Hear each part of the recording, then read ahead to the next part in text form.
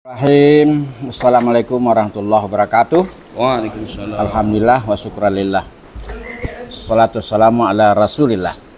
Yang saya hormati rekan-rekan semua, semoga dirahmati Allah, diberkahi dan dirahmati Allah.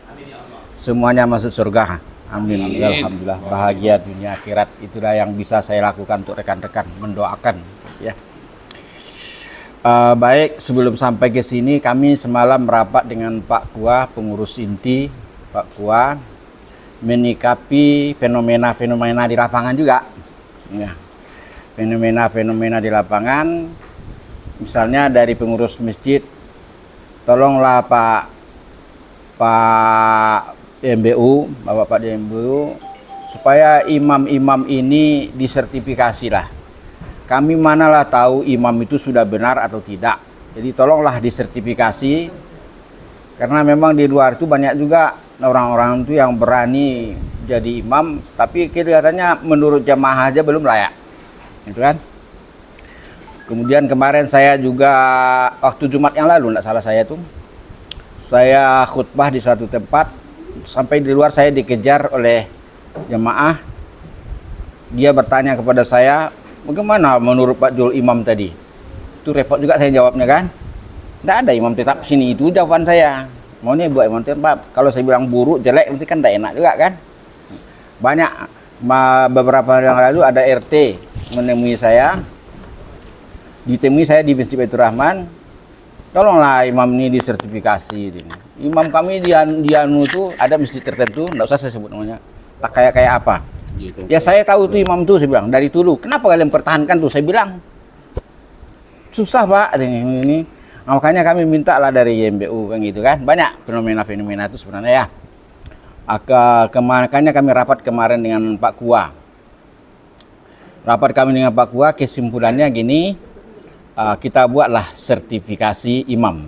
Jadi seluruh imam-imam nanti kita sertifikasi atau kita standarisasi atau apa namanya. Sebab di Jakarta kemarin orang ribut gara-gara ada sertifikasi ustadz kan? Pernah dengar kan? Ribut juga orang kan? Nah, dia repot memang. Jadi kita siasati ini. Jadi kita minta Pak Kua minta petunjuknya dari Bimas, bimbingan Islam ya dari Jakarta. Nanti kita setelah dapat bimbingan itu baru kita laksanakan. Itu masalah imam ya. Jadi seluruh imam nanti kita mana yang mau aja pengurus masjidnya. Dan itu pengurus masjid udah berulang-ulang menyampaikan kepada kita sebenarnya. Sebab kita bilang dana nggak ada, dari mana kita dana sebenarnya. Biar kami yang bayar Pak, kan gitu kemarin di sini ya. Kata satu ya. Begitu juga dengan ustadz-ustadz. Maaf saya ustadz ini juga banyak juga bermasalah ini. Banyak ustadz bermasalah. Tapi tidak semua. Ada orang-orang beberapa orang lah. Akibatnya terbawa rendeng juga ustadz-ustadz yang lain. Sehingga kemarin ada masjid yang mengundurkan diri, udahlah kami nggak usah bergabung dengan YMBU, ustadz tak hapo-hapo kira-kira gitulah. Ya kira-kira begitu, bernama lambat datang dan seterusnya, apa-apalah begitulah. Akhirnya mereka mengundurkan diri, itu pun saya sampaikan ke Pak Kua. Kok bisa begitu Pak Kua, tolonglah nanti dikasih imbauannya. Pokoknya banyak masalah-masalah. Jadi kesimpulannya karena ustadz imam juga ada masalah, ustadz juga ada masalah. Nah kita coba ada ustadz pun nanti ini pun kita standarisasi. Kita seragamkan nanti sistematika khutbah ataupun ceramah sesuai yang beliau ini sampaikan dulu. Dan materinya sudah ada sama kita. Kita sampaikan nanti. Nggak mungkin lagi kita undang ustadz dari Pekanbaru sebab biayanya besar kan. Cukup kita aja di sini. Ya, kita aja. Sudah ada bahannya lengkap di sini. Di sini dan di sana ada lengkap. Kalau Bapak berkenan, tolonglah nanti jangan merasa hebat lah sendiri, ya. Tolonglah jangan merasa hebat. Sebab kami yang lebih tahu di lapangan itu. Pengaduan tuh banyak, enggak karu-karuan. Bahkan di sini pernah sekali. Sudah ada jelas judulnya, rinciannya, tahap-tahap yang disampaikan. Itu pengurus masjidnya bernama Pak John. Ini saya jangan mengada-ngada dan didengar oleh orang ini semuanya itu. Artinya banyak kita yang harus, tapi tidak semua. Nah, tidak semua. Tapi payah juga memantau itu kan. Nah, jadi rencana kami besok kita secara bergiliran mungkin satu periode 30 orang, periode 30 orang, kita seragamkan semua ini. Di mana ceramah itu harus pertama ada pendahuluan, ada isi, ada penutup. Itu satu dulu ingat. Nanti kita jelaskan itu pada kesempatan lain, tidak sekarang. Ya. Pendahuluan itu sudah jelas kita sampaikan data, kita sampaikan fakta. Kan begitu, itu udah berulang-ulang kita sampaikan di sini. Kalau udah yang rajin-rajin di sini udah hafal betul dia tuh. Udah hafal betul itu. Data kita sampaikan, fakta. Dan di situ nanti kita selesaikan mengapa ini harus dibahas judul ini. Tentu karena ada masalah. Kalau tidak ada masalah, ngapain dibahas? Kan begitu kan? Gilo kata orang kan? Makanya kita sampaikan dulu apa masalahnya. Kan begitu ya? Nah, itu nanti itu di pendahuluan. Kalau diisi, isi ceramah yang baik itu ini. Nah, kalau tidak ada ini berarti ceramahnya nggak baik.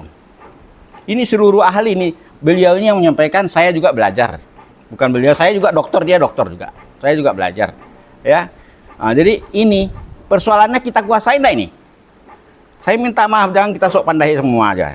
Banyak kita ini sok hebat gitu. Allah yang menyampaikan nanti paling Pak Busra, Pak Jul. Kita nggak usah pandang itu kan unsur ilama, wala tanjur ilamang. Kan itu yang penting. Yang penting kita seragam besok ya. Jadi tolong nanti kesiapan kita bersama-sama ya. Kemarin udah kami adakan 1 periode. Setelah saya tanyakan sama mereka, berguna enggak acara kita ini? Berguna Pak, bagus Pak. Betul nih, betul. Kalau betul kita lanjut, saya bilang. Nah, tapi kemarin itu hanya beberapa orang, hanya belasan ya. Berapa orang? 13 orang. Yang kita undang 20, yang hadir 13. Ada yang alasan ini yang melahirkan neneknya, dan banyak lah cerita-ceritanya itu kayak gitu kan. Jadi besok secara bertahap. Yang penting jangan pernah merasa kita sudah pandai ya. Kalau imam apa sih? Kalau imam enggak salah siapa itu? Hamka tuh. Semakin saya banyak ilmu semakin bodoh saya rasanya. Nah, jadi kalau kita masih merasa bodoh, tanda orang hebat tuh. Tapi kalau kita merasa hebat, tanda orang bodoh tuh. Itu kata Hamka tuh. Hamka Riau deh, Hamka yang dia apa tuh. Jadi makanya kita ini. Jadi ini kita belajar besok apa maksudnya ini masing-masing nih. Ya. Terus saya tidak yakin bahwa Bapak menguasai semuanya. Sebagian mungkin apa menguasai. Nah, ini yang mau kita kunyah-kunyah nanti. Sebab ada semuanya petunjuknya, ada penjelasannya ya. Ini salah satu contoh ke depan. Begitu juga dengan imam. Oke. Jangan gara-gara satu orang nanti semua ustaz-ustaz ini babak belur keluar nanti. Begitu juga sebenarnya dulu di Jami.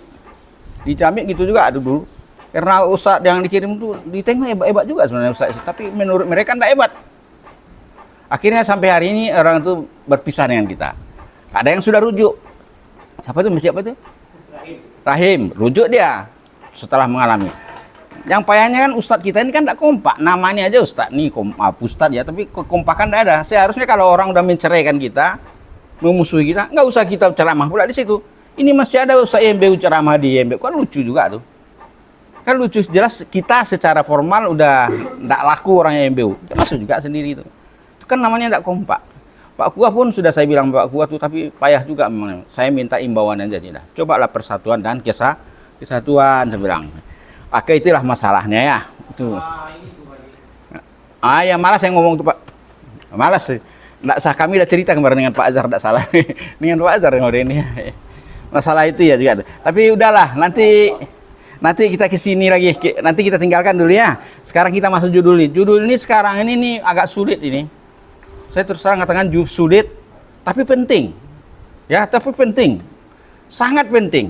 Ya, sangat penting, sangat urgen. Itulah sebabnya kita sampaikan ini. Ya. Tanpa hati ini nonsen semua, kosong semua. Itulah. Makanya kita harus bahas, tapi harus bahasnya harus benar dong gitu kan. Pakai dari sistematika, ada pendahuluan, ada isi, ada penutup. Kemudian isinya itulah dia, ini harus seperti ini isinya semuanya. Misalnya ini argumentatif. Apa itu argumentatif? Saya tanya dulu, apa itu argumentatif?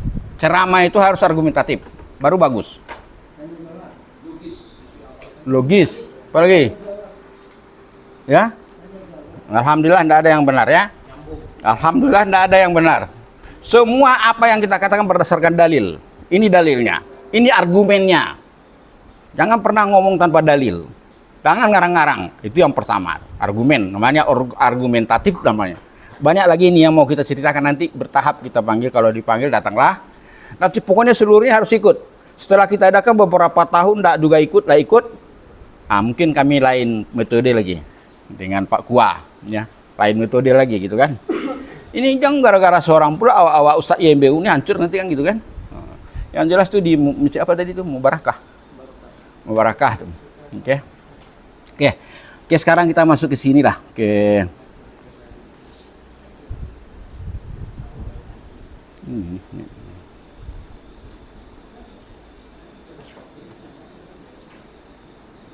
Ini mintalah fatwa kepada hatimu ini ya. Oke, langsung aja kepada datanya, nggak usah panjang-panjang, saya cerita karena waktu hanya berapa menit nih, sedikit ya. Data yang lebih cocok ini surah Al-Hajj 2 ayat 46. Ini artinya aja ya.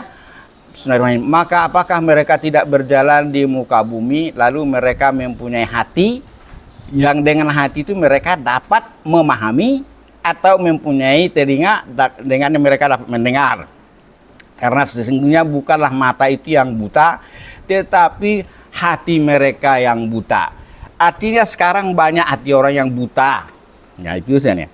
Termasuk sok hebat padahal karena hatinya buta aja sebenarnya kan. Nah, ini fakta ya. Jadi ini fakta di lapangan ya. Fakta ini juga berdasarkan ayat juga nih. Sudah sangat panjang perjalanan kita. Ini saya kutip dari Al-Quran juga sebenarnya ini.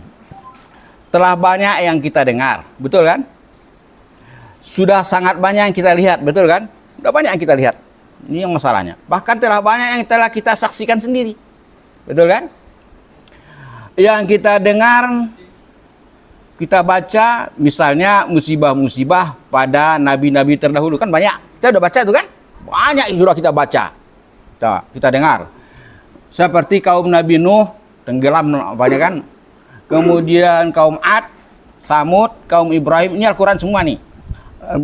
Dan kaum Lut, penduduk Madian, mereka semuanya pada zalim, kufur, tidak patuh kepada nabinya. Lalu Allah mengazab mereka, bahkan membinasakan mereka. Nih, ya, ini dia. Ini fenomena lapangan dulu. Kaum Nabi Isa misalnya, mereka durhaka terhadap Nabi Isa, mereka berminat membunuhnya, betul kan? Akhirnya mereka disesatkan oleh Allah. Kenapa sesat? Dengan menuhankan orang yang mereka salib sendiri. Kan sesat, jauh kali sesatnya itu kan. Itu karena kedurhakaannya tadi juga. Kemudian meskipun berita musibah itu sudah terdengar, ya, termasuk kita, bahkan ada musibah yang kita saksikan sendiri seperti tsunami, ya kan, kita saksikan sendiri itu ya. Gelodo. Kalau saya sesinya begini, kebetulan saya di Bukit Tinggi waktu itu. Gelodo, penderitaan yang tidak berujung, udah jelas hidupnya menderita, tidak sadar juga tuh. Itu kan? Namun banyak di antara manusia tidak menjadikannya sebagai pelajaran. Nah ini yang masalahnya. Sudah banyak begini tapi tidak bisa menjadikannya sebagai pelajaran. Nah gitu kan? Sebenarnya kata Allah juga nih, sebenarnya mereka bukan karena tidak mendengar. Bukan karena buta. Bukan karena tidak dapat menyaksikan, semua orang dapat.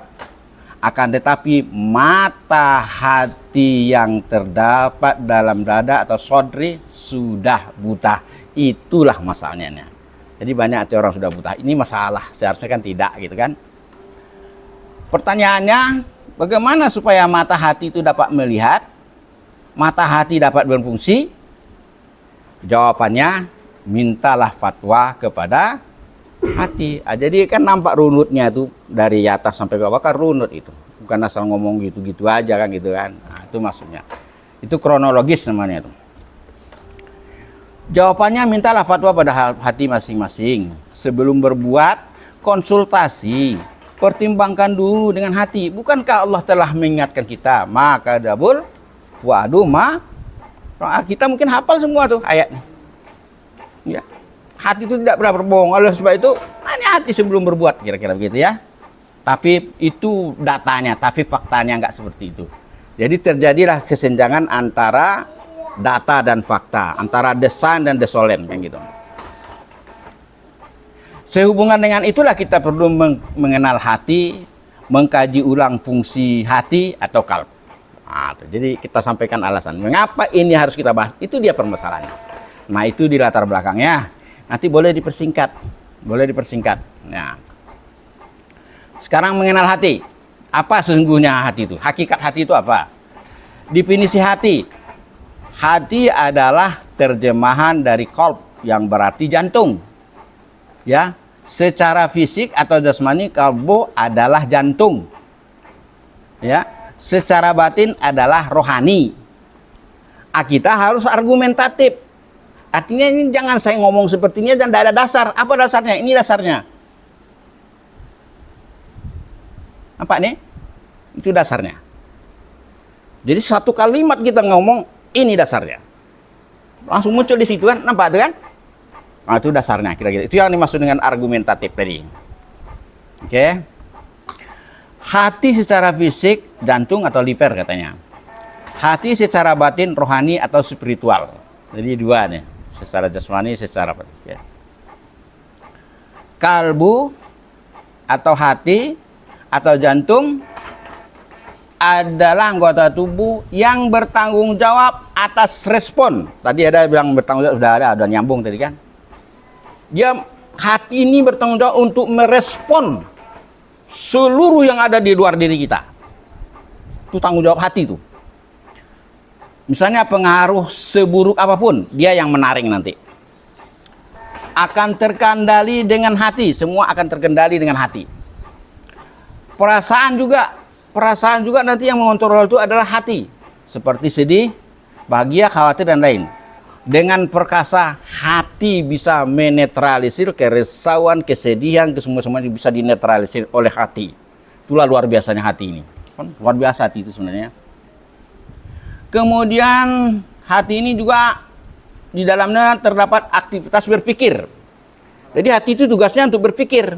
Tapi walaupun bagaimana dia bekerja sama dengan otak. Tapi yang dominan kalbu, berpikir. Jadi hati itu juga untuk berpikir. Menalar, memahami, merenung, memproses pesan yang dilihat mata dan didengar oleh telinga. Jadi begini ceritanya nih. Kita melihat, kita mendengar, semua itu nanti disampaikan ke sadar, ke sadri, ke dada. Oleh dada dioper lagi ke kalbu. Oleh kalbu nanti dioper lagi ke fuad. Oleh fuad nanti diturun lagi pada loop namanya. Jadi ada berapa tuh? 4. Ya, ada 4 nanti saya buat gambarannya. Oke. Kemudian bertawakal juga tempatnya di hati. Mempercayai sesuatu menumbuhkan keimanan dan keyakinan kalbu hati yang dapat mengatasi semua persoalan. Jadi hati, iman. Oke. Tadi udah disampaikan juga nih, kalbu juga berubah-ubah. Kalbu itu kan artinya berubah-ubah juga artinya itu. Ya. Coba cepat berubah akibat kekhawatiran, bisikan, pikiran atau keyakinan. Itulah sebabnya niat dengan keinginan berubah-ubah. Ya kan? Niat dengan keinginan selalu berubah-ubah. Ya, ada kadang-kadang niatnya ini, kadang-kadang ini. Ada niatnya kini saya ceramah ke sana, kalau ke sana saya envelopnya tebal, kalau sini envelopnya kecil. Nah, itu kira-kira itu niatnya nanti. Ada seperti itu. Nah, ada seperti itu ya. Jadi karena berubah-ubah memang itu alami, biasa itu. Enggak usah takut, enggak usah apa. Memang begitu apanya kan. Makanya kita diajarkan oleh Rasulullah antisipasinya, yaitu bacalah doanya ya muqallibal qulub sabbit qalbi ala dini. Itu antisipasinya. Oke. Hadis itu Tirmidzi. Rasulullah juga bersabda, kalbu hati adalah raja. Tadi udah ya, betul, raja. Hati itu raja. Bila hati baik, baiklah seluruh anggota badannya. Sebaliknya bila hati rusak, rusak semuanya. Kan penting kita sampaikan ini kan ya. Nah, ini hadisnya tadi sudah dibacakan itu ya. Enggak boleh saya ulang ini. Sudah saya jelaskan, sudah tahu tadi hadisnya ini kan. Ibarat ikan, semua saya bawa kepada manajemen ikan. Manajemen ikan, jika kepalanya busuk, maka semua badannya akan busuk. Pemimpin rusak, yang dipimpin akan lebih rusak. Penyebab kehancuran suatu negara adalah kepemimpinannya. Maaf cakap nih, negeri kita ini miskin-miskin ini kesalahan presidennya nih. Pasti itu. Kehancuran seseorang bermula dari hatinya. Karena hati tidak memimpin dengan baik. Jadi kalau rusak, hati rusaklah semua. Karena dia tidak bisa memimpin dengan baik. Sebab hati itu adalah pemimpin dalam tubuh kita. Luar biasa nih kalau kita paham. Makanya dibaca buku. Di buku ini ada, di buku lain juga banyak. Di tafsir juga ada, tafsir Mukatsir. Ya. Kalau kita padakan otak kita nggak memadai. Oke. Kalbu hati adalah landasan awal. Ini yang penting lagi. Kalbu atau hati adalah landasan awal dan sumber seluruh taklifi. Apa artinya taklifi? Hukum-hukum syariat lah ya, hukum-hukum syariat. Ini dasarnya ya, artinya aja ya. Allah tidak menghukum kamu disebabkan sumpahmu yang tidak dimaksud untuk bersumpah, tetapi Allah menghukum kamu disebabkan sumpahmu yang disengaja untuk bersumpah oleh hatimu. Dan Allah Maha Pengampun lagi banyak. Maka saya simpulkan di sini, artinya setiap perbuatan yang tidak berasal dari hati tidak akan mendapat nilai di akhirat, tidak dapat pahala. Termasuk orang berbuat maksiat tidak dengan dari hatinya, juga tidak dihukum. Itulah hebatnya hati. Kan luar biasa hati itu ya. Karena itu peliharalah hati. Ya, karena itu pelihara hati dengan. Jadi ada solusi. Jangan kita membuat penyakit saja tapi solusi nggak ada. Ini solusinya. Solusinya apa? Selalu berhati-hati. Kalau orang tua kita dulu, kita mau pergi apa dibilang orang tua kita?